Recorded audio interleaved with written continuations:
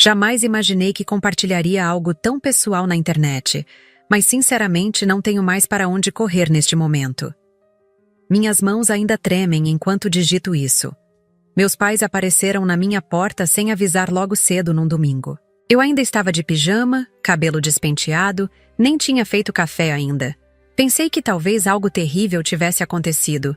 Por que mais eles viriam sem ligar antes? Especialmente considerando que nem se deram ao trabalho de aparecer no meu casamento algumas semanas atrás. Isso mesmo. Meus próprios pais pularam meu casamento para ir a um almoço de comemoração com minha irmã mais nova que tinha acabado de conseguir um estágio. Sem explicação decente, apenas uma foto feliz no Instagram deles em algum restaurante chique enquanto eu caminhava sozinha pelo corredor. Durante todo esse tempo eu fingia que não me importava. Mas a verdade é que cada momento daquele dia foi como um punhal. Ver os lugares vazios reservados para eles, as perguntas constrangedoras dos convidados, ter que inventar desculpas sobre uma emergência de última hora. E tudo isso enquanto minha irmã postava stories do almoço deles, como se meu casamento nem existisse. Eles nem sequer se desculparam quando abri a porta. Minha mãe me deu um beijo seco na bochecha e simplesmente entrou como se fosse dona do lugar. Meu pai a seguiu parecendo desconfortável, mas determinado.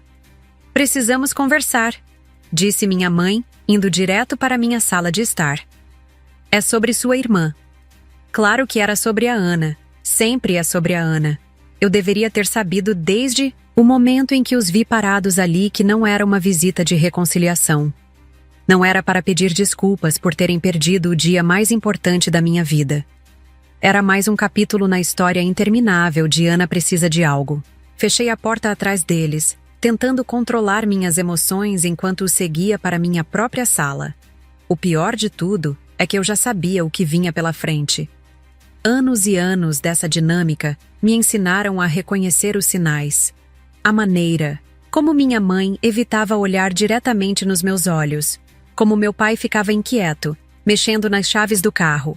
Era hora de mais um sacrifício em nome da família. Mais especificamente, em nome da minha irmã. Sentaram-se no meu sofá como se estivessem na própria casa deles. Minha mãe cruzou as pernas, ajeitou a bolsa ao lado e respirou fundo antes de começar. "Ana está numa situação muito difícil", começou ela, evitando meu olhar. "O carro dela pode ser apreendido se ela não pagar uma dívida até hoje à tarde." Meu pai completou. "São 30 mil reais, filha. Você pode ajudar, sabemos que pode." "É só um empréstimo, sua irmã realmente precisa disso agora." Fiquei paralisada, ouvindo aquelas palavras absurdas. 30 mil reais? Eles realmente achavam que eu tinha esse dinheiro guardado em algum lugar, pronto para ser doado à causa da minha irmã? E mesmo se tivesse, depois de tudo o que aconteceu, eles ainda tinham a audácia de aparecer na minha casa pedindo isso? O silêncio tomou conta da sala, enquanto eu processava o pedido deles. O mesmo silêncio que senti quando olhei para os lugares vazios reservados para eles na cerimônia do meu casamento.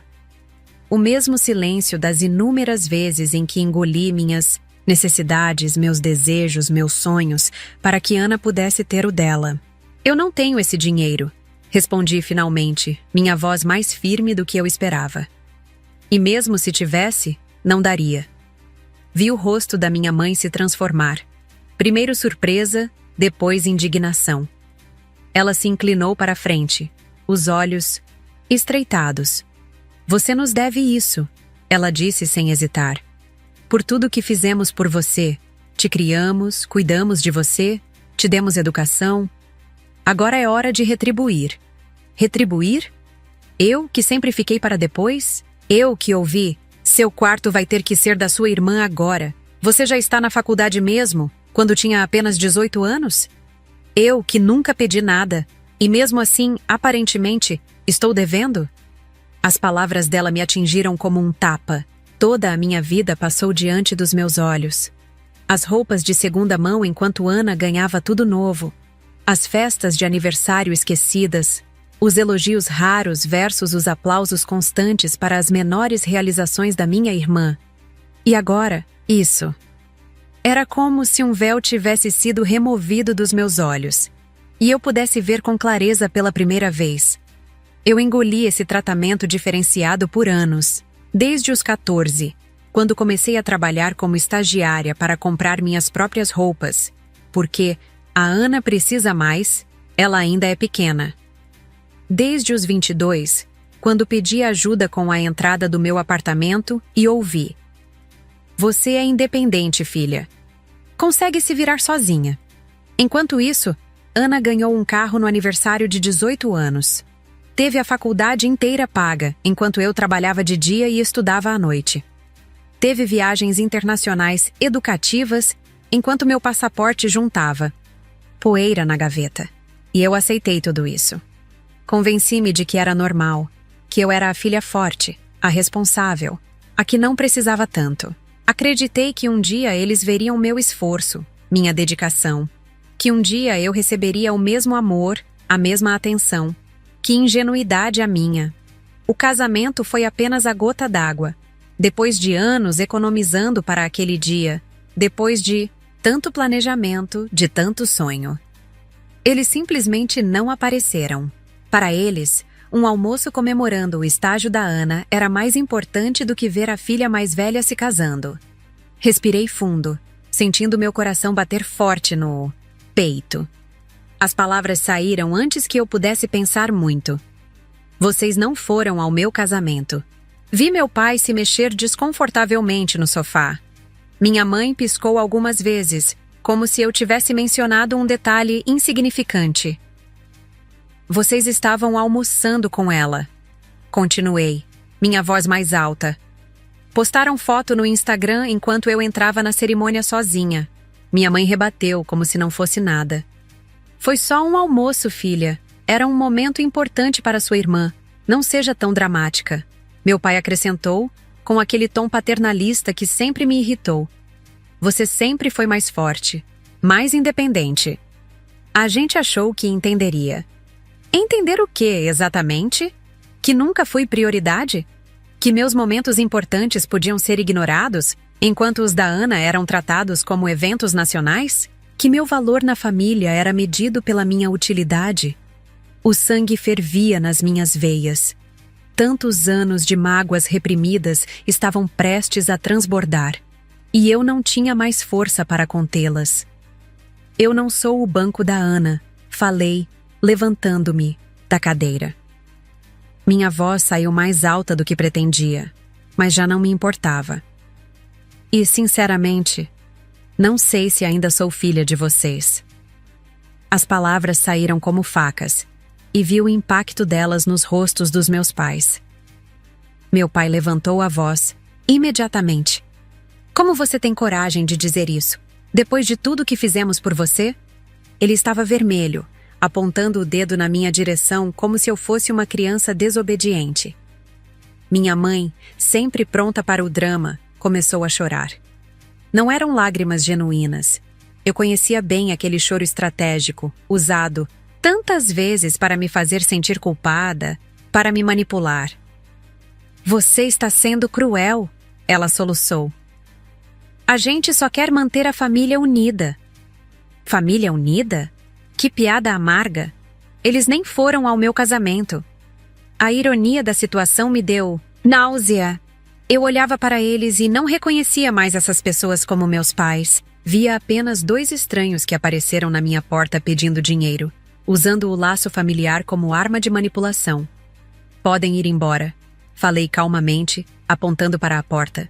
A tranquilidade na minha voz me surpreendeu.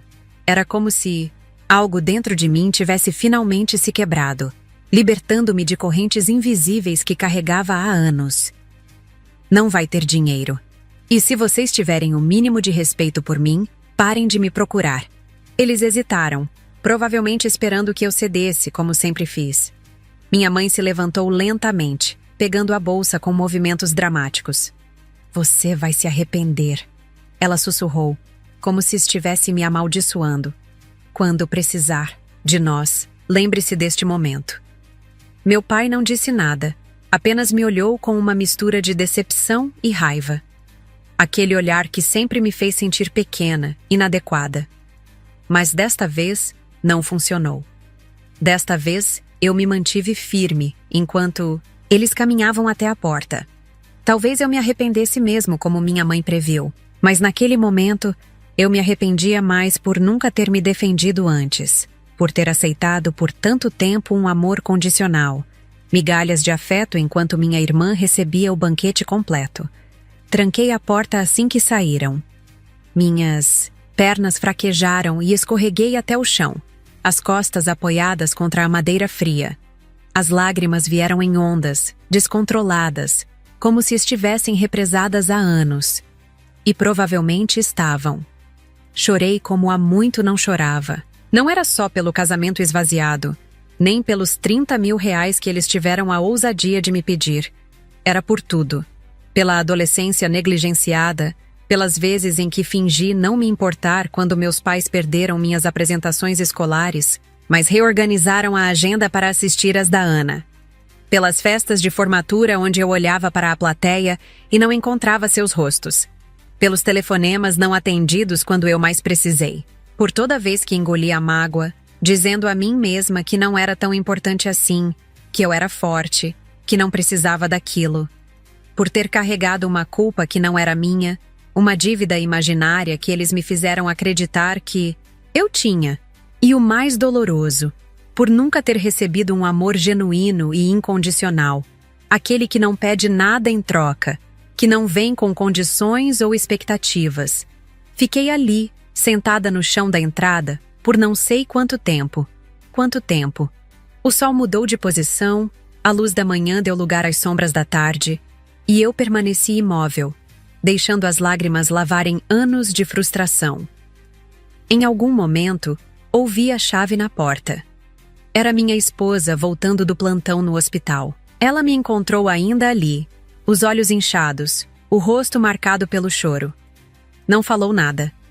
Deixou a bolsa cair no chão e sentou-se ao meu lado, pegando minha mão entre as suas. Por um longo tempo, ficamos assim, em silêncio. Acho que perdi. Meus pais hoje, eu finalmente disse a voz rouca. Ela apertou minha mão um pouco mais forte. Talvez você nunca os tenha tido, não do jeito que merecia. Suas palavras eram duras, mas carregavam uma verdade que eu sempre soube, mas nunca quis encarar. E pela primeira vez na vida, eu me permiti acreditar nisso. Permiti-me ver a realidade como ela era, não como eu desejava que fosse. Meus pais nunca souberam como me amar. Pelo menos não da forma como amavam Ana. Não do jeito que eu precisava. O celular vibrou no meu bolso. Era uma mensagem da Ana. Parabéns, viu? Mamãe chegou em casa arrasada. Você sabe que eu nunca pedi nada diretamente, mas agora eles estão mal por sua causa. Minha mão tremeu enquanto lia as palavras. Claro que ela já sabia. Provavelmente minha mãe ligou para ela no minuto em que saiu da minha casa, pintando-me como a vilã da história. Não respondi. Em vez disso, abri nossas conversas antigas. Percebi um padrão doloroso. Transferências de dinheiro que fiz para ajudá-la em emergências. Favores que prestei às custas do meu próprio tempo e energia. Conselhos sinceros que ela descartava como lixo assim que desligava o telefone. Ela nunca precisou me pedir nada diretamente, porque meus pais sempre fizeram isso por ela. Sempre foram os intermediários das necessidades da Ana, os arautos dos seus desejos. E eu, ingenuamente, acreditava estar construindo uma relação com minha irmã, quando na verdade estava apenas sendo usada como uma extensão do banco dos nossos pais, uma provisão extra para quando eles não podiam ou não queriam resolver os problemas dela. O telefone vibrou novamente. Desta vez era uma notificação do grupo da família no WhatsApp.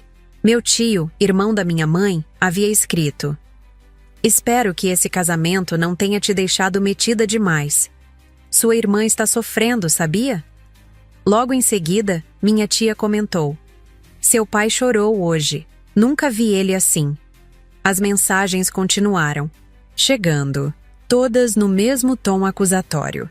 Ninguém perguntou se eu chorei na minha cerimônia de casamento quando percebi que meus pais não viriam. Ninguém quis saber se eu estava bem hoje, depois de ter sido praticamente extorquida pela minha própria família.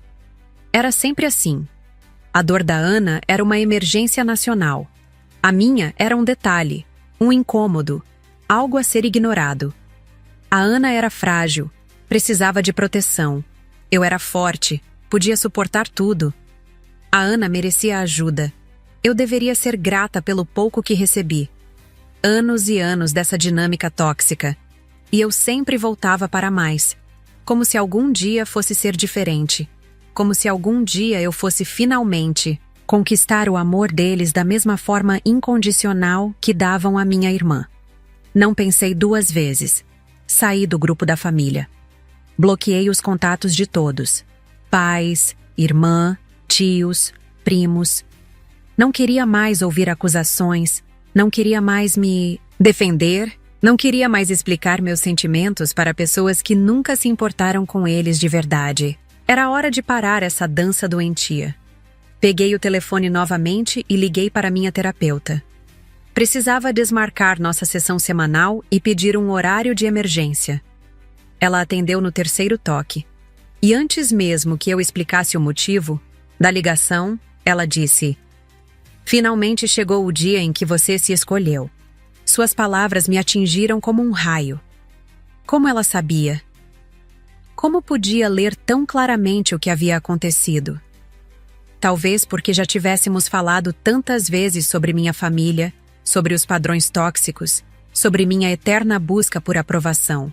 Talvez porque ela já tinha me alertado que um dia a corda arrebentaria, que eu não poderia continuar me anulando para sempre. E ela estava certa.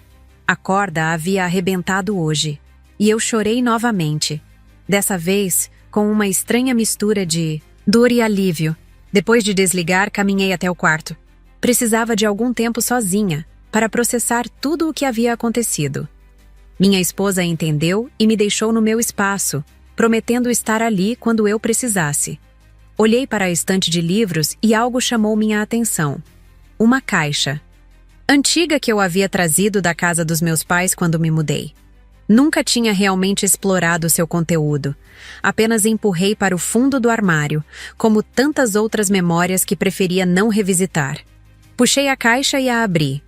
Por dentro, estava cheia de cadernos antigos da escola, desenhos, cartões de aniversário feitos à mão. No fundo, encontrei um caderno roxo desbotado, com um cadeado quebrado. Meu diário de quando eu tinha 11 anos. Abri-o com cuidado, temendo o que poderia encontrar.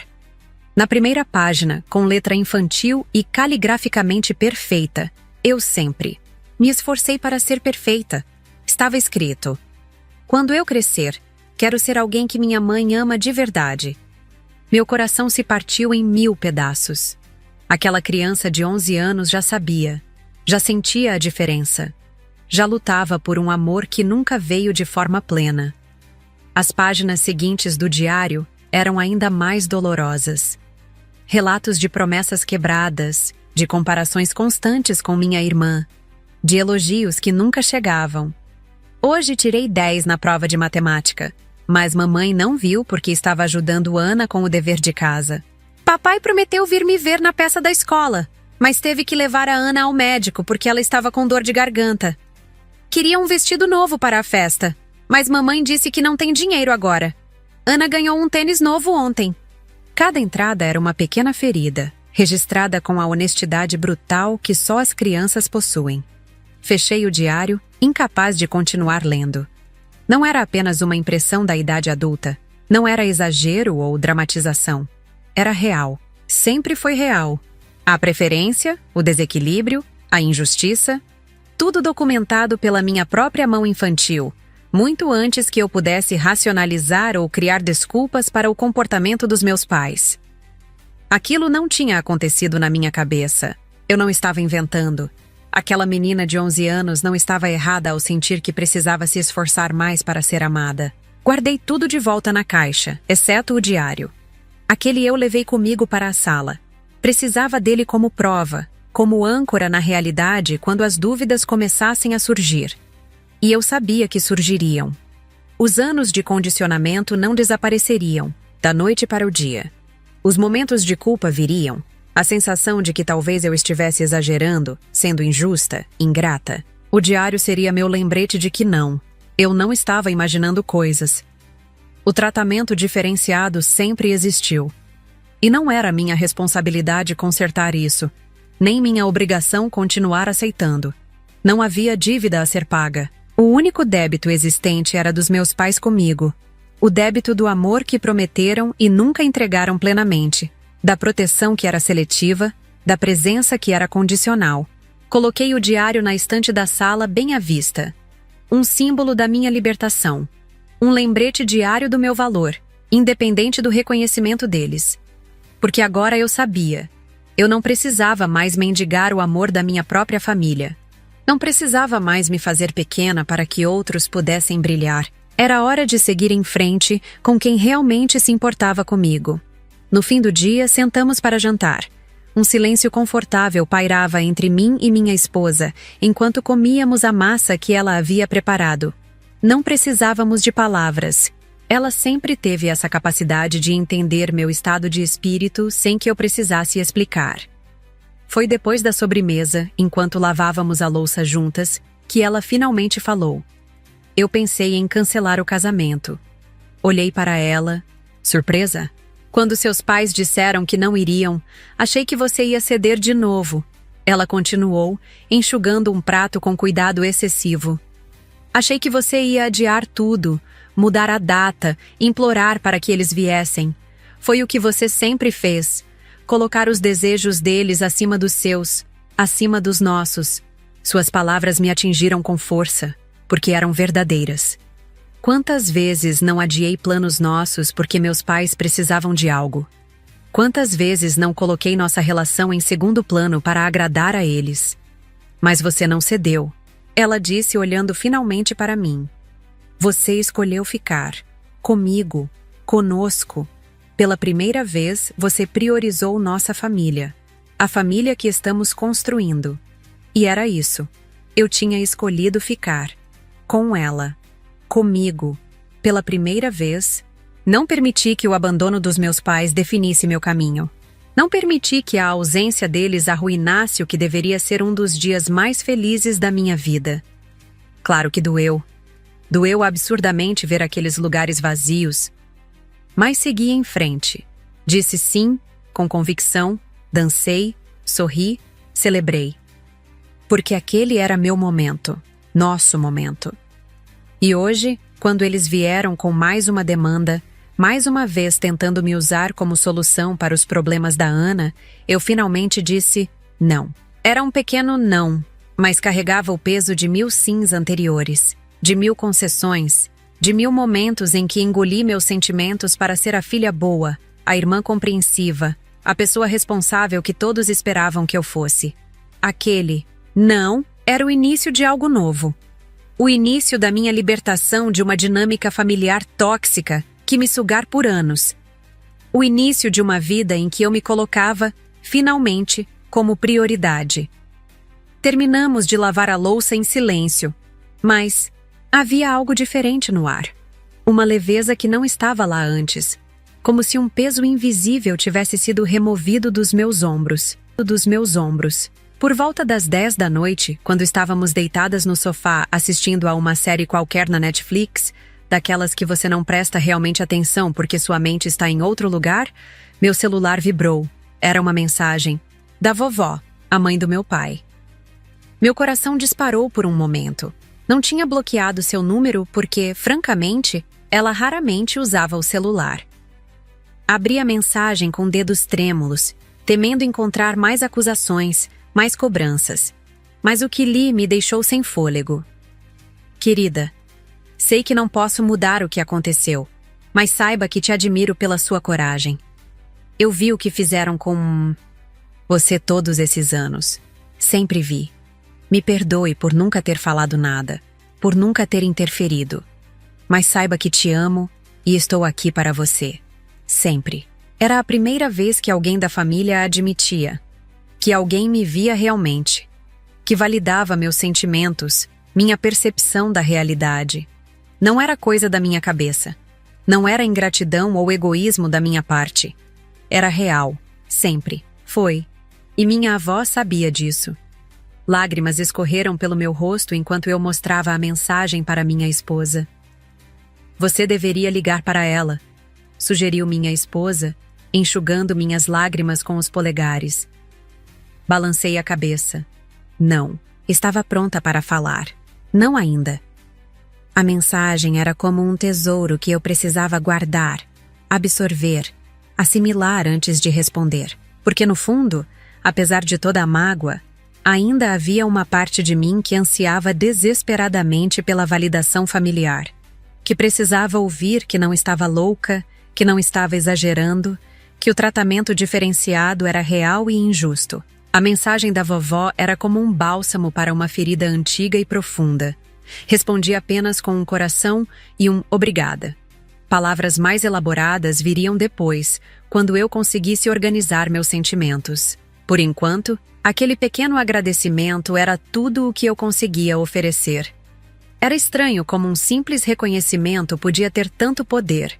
Como algumas poucas palavras de validação podiam começar a curar décadas de dúvida e autodepreciação. Porque era isso que o favoritismo dos meus pais havia feito comigo. Me fez duvidar do meu próprio valor, da minha própria percepção, dos meus próprios sentimentos. Me fez acreditar que eu precisava fazer mais, ser mais, dar mais para merecer o mesmo amor que minha irmã recebia apenas por existir. Desliguei o celular depois disso. Não queria mais surpresas, não queria mais ser atingida por mensagens que pudessem me desestabilizar, para o bem ou para o mal. Estava emocionalmente exausta, como se tivesse corrido uma maratona sem preparo físico. Fiz um chá de camomila e me juntei novamente à minha esposa no sofá. Ela tinha colocado um daqueles filmes bobos que assistíamos quando precisávamos desligar o cérebro. Uma comédia romântica previsível, com diálogos clichês e um final feliz garantido. Exatamente o que eu precisava naquele momento. Não havia mais cobrança, nem tensão, nem aquela sensação constante de dívida que me acompanhava havia tantos anos. Era como se um véu tivesse sido retirado de mim, revelando uma versão mais leve, mais livre. O tipo de paz que só vem quando a gente para de mendigar amor onde só existe interesse. Quando a gente aceita que algumas pessoas, mesmo sendo da nossa família, mesmo dividindo nosso sangue, não são capazes de nos amar da forma que merecemos, e que está tudo bem seguir em frente sem elas. A noite avançou, o filme terminou e fomos para a cama. Estava exausta, mas minha mente ainda processava os eventos do dia. A visita inesperada, o pedido absurdo, a confrontação, a mensagem da minha avó. Era muita coisa para digerir em tão pouco tempo. Minha esposa parecia sentir minha inquietação. Deitou-se ao meu lado e me abraçou por trás, seu braço firme ao redor da minha cintura, seu corpo quente contra minhas costas. Vai ficar tudo bem, ela sussurrou contra meu cabelo. Não hoje, nem amanhã, talvez nem na próxima semana. Mas vai ficar. Assenti em silêncio, apertando sua mão entre as minhas. Eu sabia que ela estava certa. O caminho seria longo e tortuoso. Haveria momentos de dúvida, de culpa, de saudade. Momentos em que eu questionaria minha decisão, em que a programação de uma vida inteira de submissão familiar gritaria dentro de mim. Haveria aniversários sem telefonemas, feriados sem reuniões familiares, momentos importantes sem a presença deles. Mas também haveria paz. Haveria respeito próprio. Haveria a chance de construir relacionamentos saudáveis, baseados em amor genuíno, não em obrigação ou medo. E, acima de tudo, haveria a liberdade de ser eu mesma, sem tentar constantemente provar meu valor, sem mendigar por migalhas de afeto. Acordei antes do despertador tocar, o corpo cansado como se não tivesse dormido nada. Os eventos do dia anterior pesavam sobre mim como uma nuvem densa. Levantei em silêncio para não acordar minha esposa e fui para a cozinha preparar café. Enquanto a água fervia, peguei meu celular. Ainda estava desligado desde a noite anterior. Respirei fundo e liguei o aparelho, preparando-me mentalmente para o que poderia encontrar. Como esperado, havia dezenas de notificações. Mensagens do meu pai, da minha mãe, da Ana, de tios, de primos, alguns e-mails, algumas ligações perdidas. Não abri nenhum. Em vez disso, fui direto para as configurações e bloqueei todos os números, exceto o da minha avó. Não estava pronta para ler o que tinham a dizer, para absorver mais culpa, mais acusações, mais manipulações. Precisava de tempo e espaço para curar minhas próprias feridas antes de considerar qualquer tipo de comunicação com eles. Se é que algum dia isso aconteceria. Naquele momento, não conseguia imaginar um cenário em que voltaria a ter um relacionamento normal com meus pais ou com minha irmã. O dano parecia grande demais, profundo demais, antigo demais. Com o celular, de volta ao modo silencioso, voltei minha atenção para o café. Era segunda-feira, dia de trabalho, e eu precisava encontrar forças para enfrentar o mundo lá fora como se nada tivesse acontecido. Como se minha vida familiar não tivesse implodido no dia anterior. Como se eu não tivesse finalmente cortado os laços tóxicos que me prendiam a um padrão doentio de relacionamento. Mas, de alguma forma, a ideia de ir trabalhar, de mergulhar na normalidade do cotidiano, era reconfortante. Lá, eu era valorizada. Lá, meu trabalho era reconhecido. Minhas opiniões eram ouvidas. Minha presença era apreciada. Lá não precisava lutar por migalhas de atenção ou reconhecimento. Era respeitada por quem eu era, pelo que fazia, pelo profissionalismo que sempre demonstrei. Como era irônico que estranhos em um ambiente profissional pudessem me oferecer o que minha própria família nunca conseguiu: respeito, valorização, reconhecimento genuíno.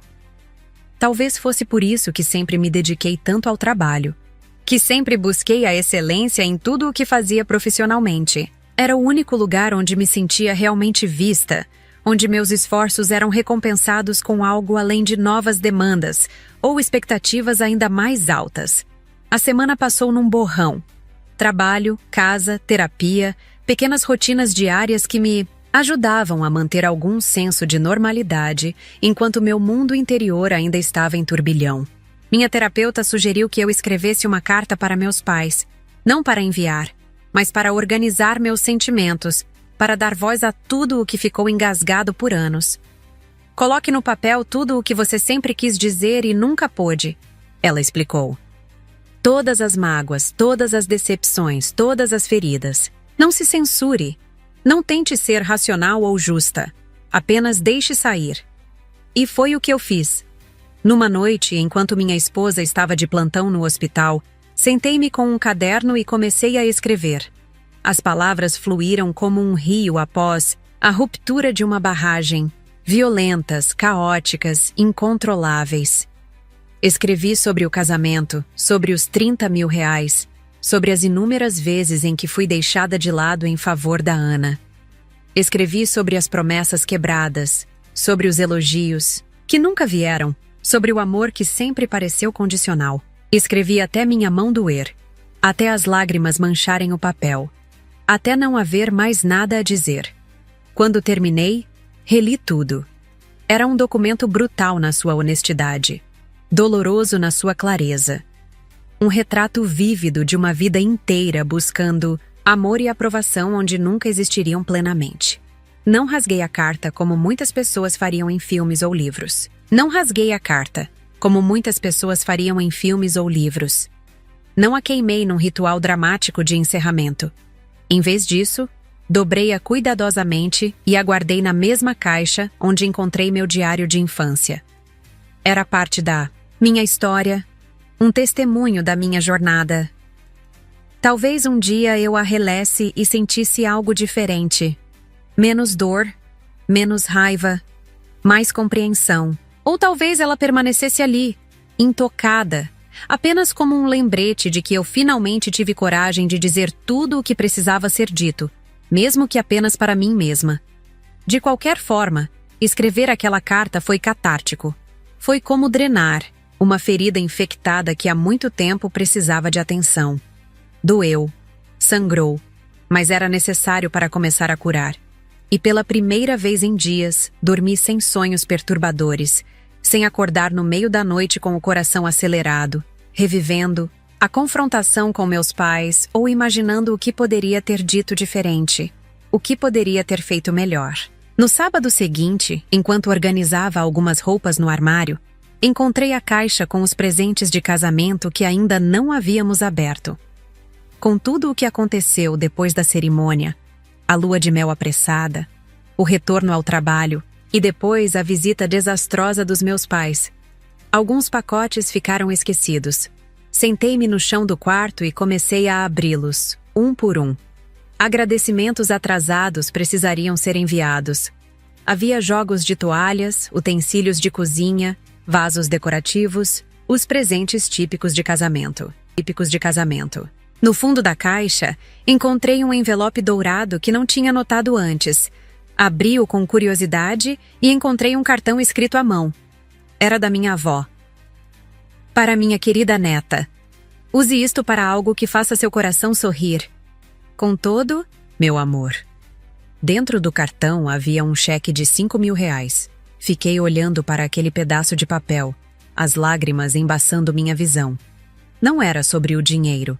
Embora R$ 5.000 não fosse uma quantia pequena, era sobre o gesto. Sobre o fato de que ela tinha ido ao casamento silenciosamente, deixado seu presente e agora, semanas depois, estava me oferecendo apoio novamente. Minha esposa me encontrou ainda sentada no chão, o cheque da vovó na mão, lágrimas silenciosas escorrendo pelo rosto. Ela se ajoelhou ao meu lado, preocupação evidente em seus olhos. Expliquei sobre o presente, sobre o que ele significava para mim naquele momento. Ela sorriu, enxugando minhas lágrimas com os polegares. Devíamos convidar sua avó para jantar, sugeriu. Assenti, sentindo uma onda de gratidão. Em meio a toda aquela tempestade familiar, havia um farol. Um lembrete de que nem todos os relacionamentos são tóxicos, de que é possível ser amada sem condições, sem exigências, sem cobranças. Naquela mesma noite, liguei para minha avó. Foi uma ligação curta, emocionada. Agradeci pelo presente, pelo apoio, pela mensagem. Convidei-a para jantar em nossa casa na semana seguinte. Ela aceitou imediatamente, a voz trêmula de emoção. Não falamos sobre meus pais ou sobre Ana. Não era necessário. Havia um entendimento tácito entre nós, uma compreensão que transcendia palavras. Pela primeira vez desde aquela visita, terrível, senti uma fagulha de esperança. A família que eu conhecia poderia estar desmoronando, mas talvez houvesse espaço para novos relacionamentos, para conexões mais saudáveis, mais genuínas. O jantar com minha avó foi mais emocionante do que eu poderia imaginar. Ver aquela senhora de 78 anos, que sempre pareceu tão contida, tão respeitosa das hierarquias familiares, sentar-se à minha mesa e falar abertamente sobre o que testemunhou por anos. Foi como finalmente receber a validação que eu sempre busquei. Eu devia ter falado algo, ela confessou, sua mão enrugada segurando a minha. Mas você sabe como são as coisas na nossa família. Não se questiona a autoridade dos pais. Não se interfere na criação dos filhos. Mas vi o que fizeram com você, querida. Vi como você sempre foi colocada em segundo plano. Como suas conquistas eram minimizadas enquanto as da Ana eram celebradas. Como você teve que crescer tão rápido, assumir responsabilidades que não eram suas. Suas palavras eram como um bálsamo para feridas antigas. Não era minha imaginação. Não era ingratidão. Não era exagero. Era real. Sempre foi. E ter alguém da família, alguém que esteve lá, que viu tudo acontecer, confirmar isso, era libertador de uma forma que eu não conseguia expressar em palavras. Depois do jantar, sentamos na sala com um copo de vinho. Minha avó parecia mais relaxada, mais aberta. Falamos sobre o passado, sobre minha infância, sobre momentos que eu tinha quase esquecido. Lembra daquela vez que você ganhou o concurso de redação na escola? Eu fui a única da família que apareceu na premiação. Seus pais estavam no recital de piano da Ana. Lembrava vagamente. Tinha 12 anos, e embora o prêmio fosse importante para mim, aprendi a não esperar muito, a não criar expectativas. Você sorriu para as fotos, aceitou o certificado, agiu como se não se importasse que estivessem ausentes. Mas eu vi seu rosto, quando olhou para a plateia e viu apenas a mim. Vi a decepção que você tentou esconder. Ela tomou um gole de vinho. Seus olhos distantes, como se revivesse a cena. Foi naquele dia que percebi o quanto você já tinha aprendido a se proteger, a abaixar suas expectativas, a fingir que estava tudo bem quando não estava. Você era só uma criança, mas já carregava um peso de adulto, e isso nunca foi justo.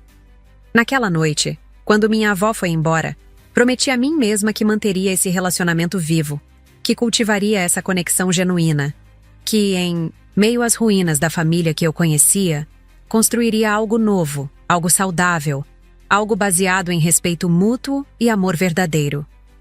Uma semana depois do jantar com minha avó, recebi uma carta registrada no correio.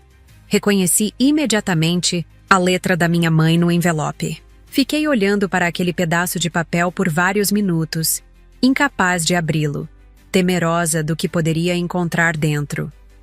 Finalmente, sentei-me na mesa da cozinha e abri o envelope com mãos trêmulas. Era uma carta de 2 páginas, escrita à mão. Não uma carta de desculpas, como ingenuamente cheguei a esperar por um breve momento. Era uma lista detalhada de tudo o que meus pais já haviam feito por mim ao longo da vida. Cada despesa, cada sacrifício, cada momento em que abriram mão de algo para me dar o que eu precisava. A escola particular que frequentei por alguns anos antes de ganhar bolsa. O aparelho nos dentes que usei na adolescência. O curso de inglês que fiz por 2 anos antes de conseguir um estágio que pagava as mensalidades.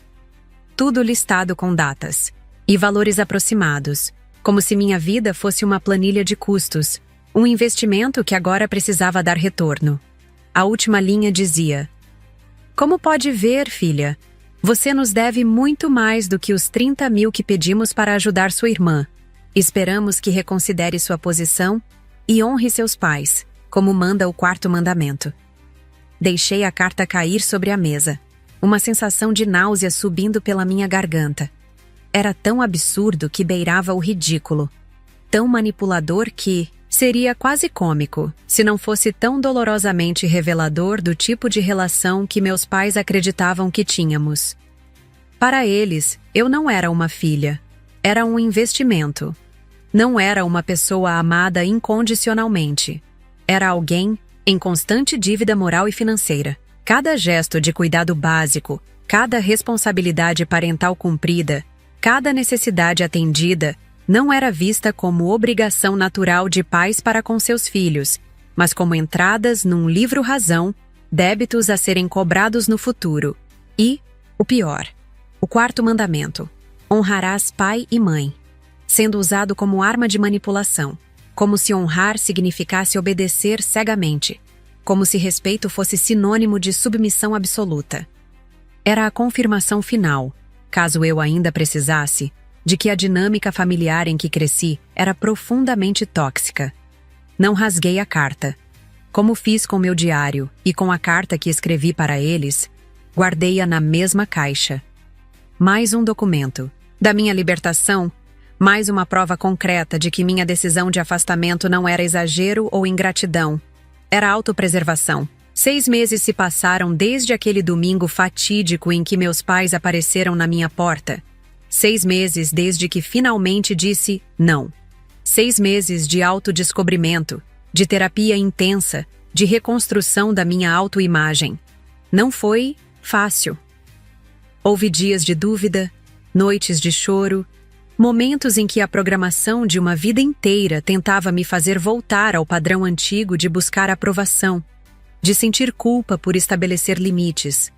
Houve datas especiais que passaram em branco, eventos familiares para os quais não fui convidada, fotos nas redes sociais que me excluíam como se eu nunca tivesse existido. A princípio, cada uma dessas pequenas exclusões doía como um corte fresco.